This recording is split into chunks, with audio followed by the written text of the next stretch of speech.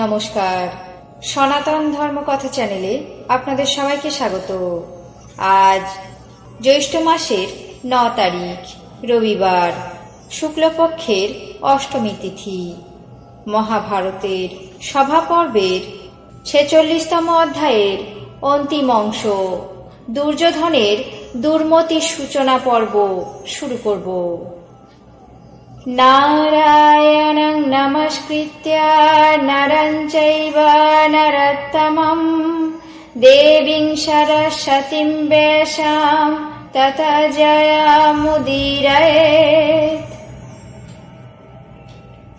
দুর্যোধন পাণ্ডবদের সৌন্দর্য এবং যশ বৃদ্ধি দেখে অত্যন্ত পরিতাপিত হয়ে চিন্তিত মনে গমন করতে করতে তার মধ্যে দুর্মতি উপস্থিত হল। তিনি মহাত্মা পাণ্ডবদের মহান মহিমা, মহানুভবতা, রাজাদের বশবর্তিতা এবং আবার বৃদ্ধ বনিতাদের হিতকারিতা দেখে বিবর্ণ হয়ে উঠলেন। ধৃতরাষ্ট্রের পুত্র যাওয়ার সময় সেই অনুপম মায়া সভার শোভা সৌন্দর্য চিন্তায় এমন নিমগ্ন হয়েছিলেন যে তার মামা শকুনি তাকে বারবার সম্ভাষণ করলেও তিনি তার সঙ্গে কোনো কথা বললেন না।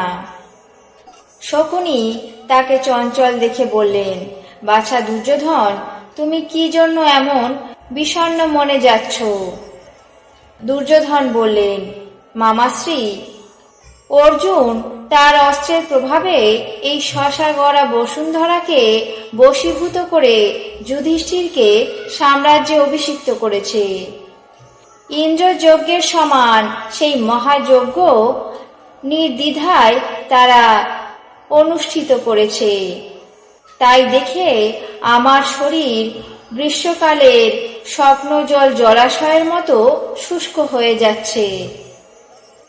যখন বাসুদেব শিশুপালকে বধ করলেন তখন সেই রাজসভায় এমন কোনো রাজা ছিলেন না যিনি তার চরণ অনুগত না হয়েছিলেন। সেই সময় রাজাগণ পাণ্ডবদের পরিভব অনলে দাহ্যমান হয়েও অপরাধ ক্ষমা করলেন, কিন্তু সে অপরাধকে ক্ষমা করতে পারে? পাণ্ডবদের প্রতাপে কেশবের যথোপযুক্ত অর্ঘ্য প্রদান করা হলো। রাজাদের বিবিধ রত্নজাত কর দিয়ে বৈশ্যের মতো ধর্মরাজের উপাসনা করতে লাগলেন। পাণ্ডবদের প্রতাপে রাজলক্ষ্মী প্রদীপ্যমান দেখে আমি অত্যন্ত দাহ্যমান হচ্ছি। আমার এমন অন্তর্দাহ উপস্থিত হয়েছে যে আমি আর জীবন ধারণ করতে সক্ষম হচ্ছি না। হয় প্রজ্বলিত আগুনে প্রবেশ করব, না হয় হলাহল ভক্ষণ করে এই জীবন ত্যাগ করব, অথবা কোনো গভীর সমুদ্রে প্রবেশ করে এই বিষম জ্বালার হাত থেকে পরিত্রাণ পাব। কোন সত্যবান পুরুষ শত্রুর উন্নতি এবং নিজেদের অবনতি দেখে সহ্য করতে পারে? আমি যখন পাণ্ডবদের রাজ ঐশ্বর্য দেখেছি আর সেই সময় সহ্য করেছি, তখন আমি না ছিলাম পুরুষ আর না ছিলাম স্ত্রী।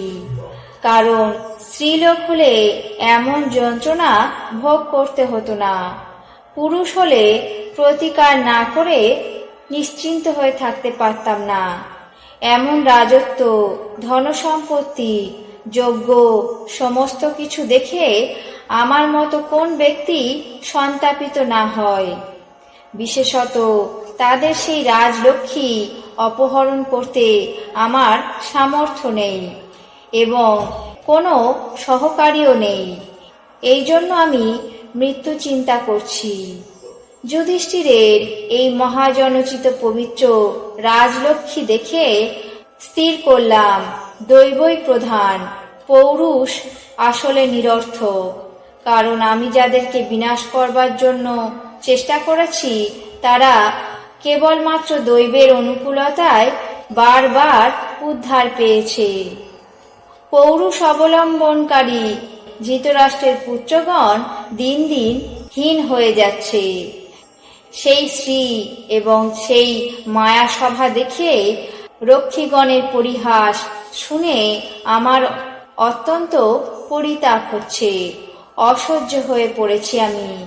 মামাশ্রী আমাকে প্রাণ পরিত্যাগে অনুজ্ঞা করে পিতাকে এই বৃত্তান্ত নিবেদন করবেন। আজ মহাভারতের সভা পর্বের 46তম অধ্যায়ের অন্তিম অংশ, দুর্যোধনের দুর্মতি সূচনা পর্ব এখানে শেষ করছি। বাকি অংশ আগামী পর্বে পাঠ করে শোনাবো। এখন জেনে নেব আজকের দিনের 12টি রাশির রাশিফল। মেষ, শুভ প্রয়াস। বৃষ, অবৈধ সম্পর্ক। মিথুন, মনস্তাপ। কর্কট, প্রণয় ভঙ্গ। সিংহ, বিভাগীয় বদলি। কন্যা, উৎসাহ বৃদ্ধি। তুলা, অসৎ সঙ্গে ক্ষতি। বৃশ্চিক, পশু দংশন।